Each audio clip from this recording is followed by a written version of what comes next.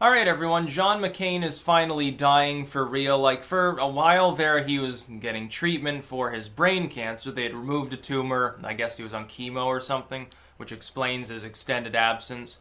He's decided, and his family have decided, no, we're not going to bother, the old man. Fuck it, basically. I'm going to let myself die.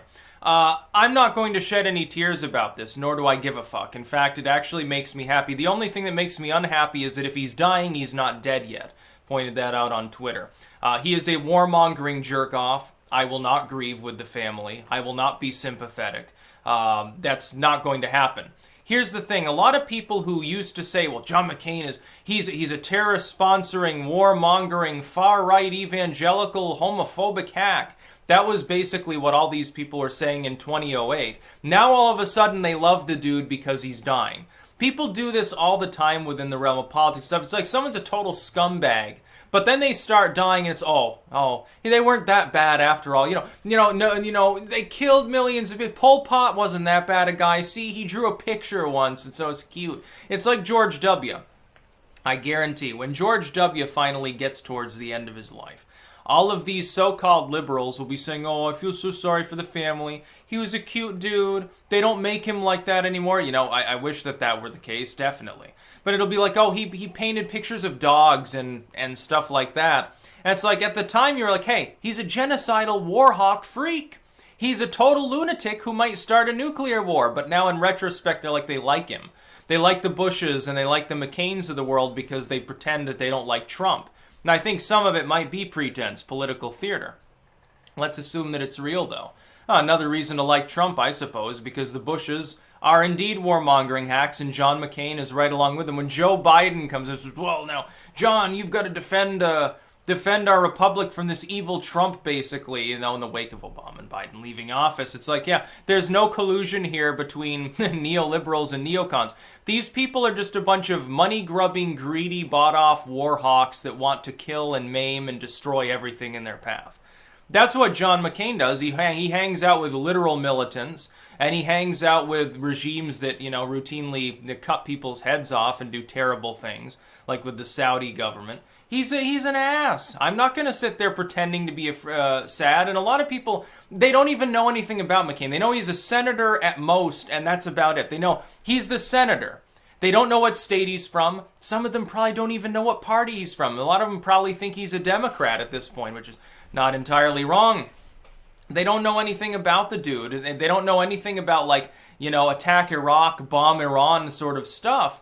And they're sitting there practically crying for him. Oh, he's such a wonderful man. No, you heard from BuzzFeed that he was a wonderful man, and they said it because he said, well, I don't like Trump so much. I think he's bad for the party. So he becomes a never-Trumper, and magically the furthest left so-called reaches of the corporate media suddenly start sucking his toes. And they love him. John McCain is the greatest living politician. There were news, I think it was Slate, wasn't it? They put out a story like that. Oh, he's the greatest living politician. I don't care that the dude was supposedly tortured and was imprisoned in Vietnam for years. That doesn't matter.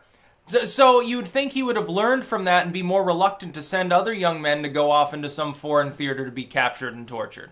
Instead, it made him, I think, filled with bitterness and hate, so he wants to do it more. And there'll be people here, I guarantee it, even some of you, part of the regular audience, will say, well, Sticks, come on, he's dying, think of the family. I'm thinking of all the families that lost children or other loved ones because of people like John McCain. So you'll excuse me if I really don't give a fuck. No, I'll give John McCain credit for exactly one thing, other than fathering Meghan McCain, of course. One thing, and that's the fact that he's definitely a workhorse. That's the one positive thing I can say about him, is he certainly wasn't lazy. Here he's dying of brain cancer, still generally going to work. I'll give him credit for being hardworking. I can't give him credit for anything else. 2008, he runs a shitty campaign, leading to Obama winning by flying colors. Absolutely crushes the Republicans in 2008. He runs a shitty campaign and loses and sulks. He wanted to bomb Iran. He wants a nuclear war. He loves the fact that we're back in the Cold War. I think he probably considers as his greatest accomplishment being part of the new Cold War. I mean, the dude is a total freak of nature. No, why would I be sad about him dying?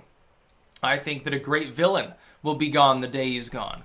Like I said, the only problem is he's not gone yet. He's still just dying. So that makes me very, very sad indeed. I'm very sad that John McCain's dying. Means that he's not cold yet. Dude's got a heart of stone. He's a warmongering, corrupt, bought-off goofball. I'm not going to sit there and do what some people do.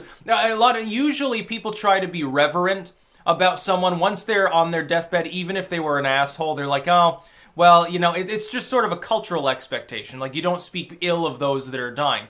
Fuck you! I'm gonna speak ill of him because he deserves it, because I'm thinking of all the other people that died because of him.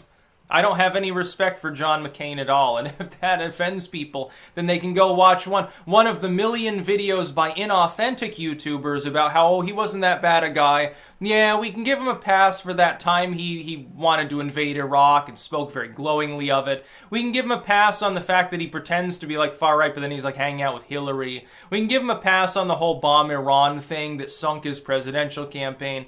We can give him a pass on constant obstruction for the last 2 years of our entire fucking government. Those are fine. It's no problem there. And because now he's dying. Especially, he's got cancer. It'd be a painful death. It was a terrible thing. Now, you know what? He can actually get the good drugs when he's on his deathbed. Dude, the dude can shoot heroin and they won't throw him in jail. So he's just fine. Trust, he's going to use some of those Vietnam era. He's going to have some dextro in him. Trust me. He's going to be having a great time reliving the good old days. I bet he has a scrapbook of dead children just to cheer him up. No, I don't have any respect for him. He's not a great politician. He's certainly not a modern American leader. No, he's not. Tell it like you did back in 2008, liberals. He's a warmongering miscreant who probably should have been in a jail cell for war crimes. That's what I think of John McCain. He should be right aside George W. and George W.'s old daddy. I'm very, very sad. The one thing I'm sad about is Herbert Walker didn't predecease his wife, because his wife was actually an asset to this country, mainly by trying to convince Jeb not to run for the presidency, and he should have listened to Mama. But of course, you know, he's too fucking dumb to do that. He wanted to be a big boy and put on the big boy suspenders like his daddy and like his brother did. He wanted to be the big kid for a change. Instead, he's just a big baby. But no, as far as John McCain goes, ooh, I'm sad. So sad that he's dying. I'm so sad that this dude who helped contribute to millions of deaths is going to in turn die. I'm not sad at all. I'm jovial, actually, at the time. That's about all. Peace out.